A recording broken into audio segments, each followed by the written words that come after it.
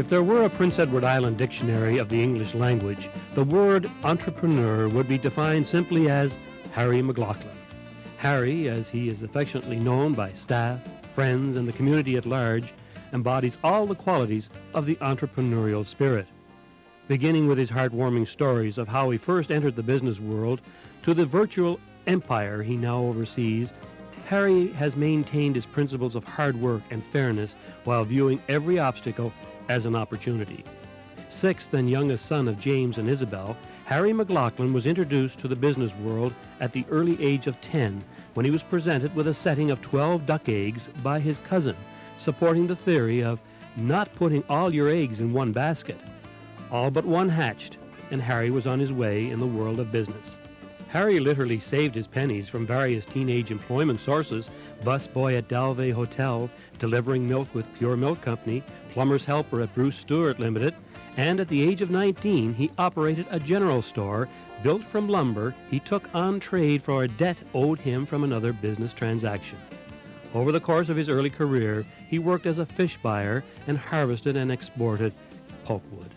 Never having business simply handed to him, his unique ability to start a company from scratch and build it from the ground up made him aware of the importance of people in the overall equation of good business practice.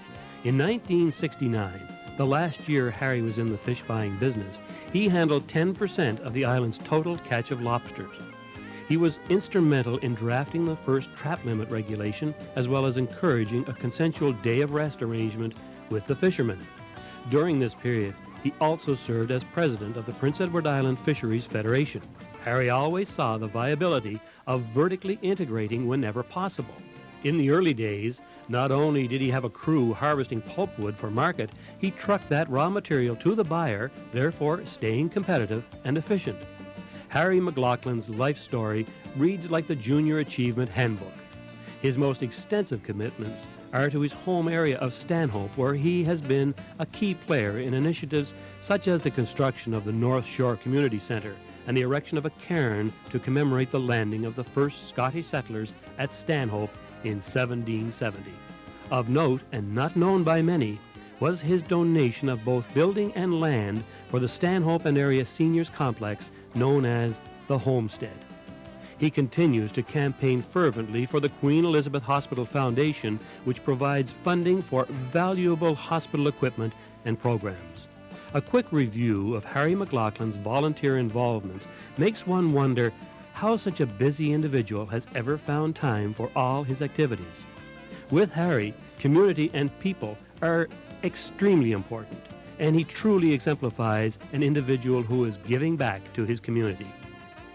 In fact, Harry was the 1992 Greater Charlottetown Area Chamber of Commerce Entrepreneurial Award winner, and in 1997, he was nationally honored as the first Prince Edward Island recipient of the Governor-General's Caring Canadian Award.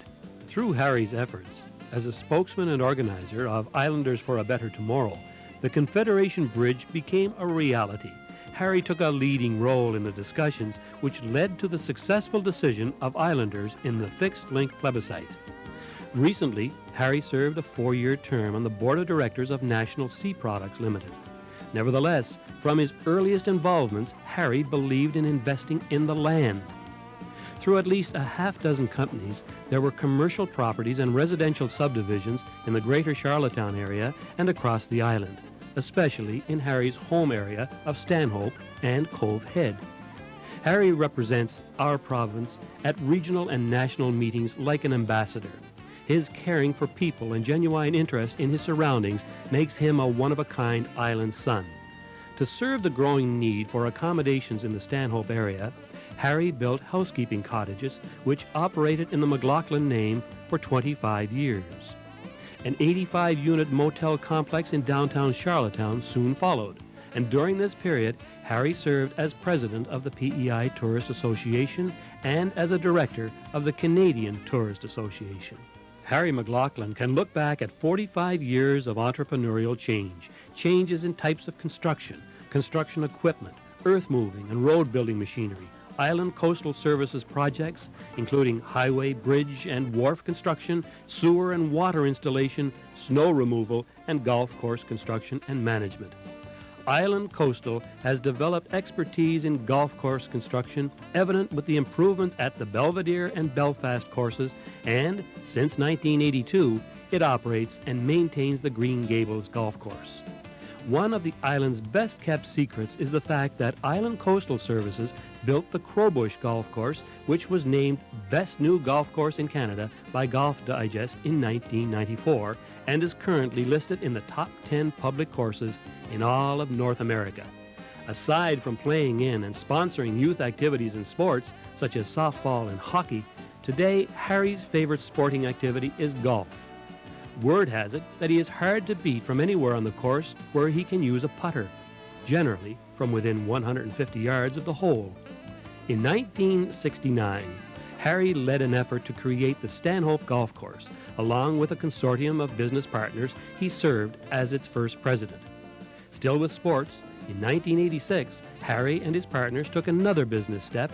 This time they opened the successful bike shop Source for Sports, a retail sporting goods company which today has two outlets, one in Charlottetown and another in Summerside. Around the same time, they opened East Coast Cresting, a screen printing and embroidery outlet in Charlottetown. Harry MacLauchlan and his partners also pioneered in the cable television industry. With Harry as its first president in 1975, Island Cablevision began its service with 10 channels. Today, this company has expanded to serve over 27,000 homes throughout rural Prince Edward Island with a varied selection of 60 channels. In 1982, Harry and his partner ventured into the oil business. From delivery only in Queens County, this heating oil and fuel business has expanded throughout Prince Edward Island and is now available in Nova Scotia and New Brunswick. Harry summarizes the success of this venture with his line, "Great service from great people. You have my word on that." If you total up the years Harry has been in various businesses, you will come up with something like 250 years. At the same time, payroll accounts for his various companies during the past year show well in excess of 250 employees. The constant factor throughout Harry's career has been his family and his community.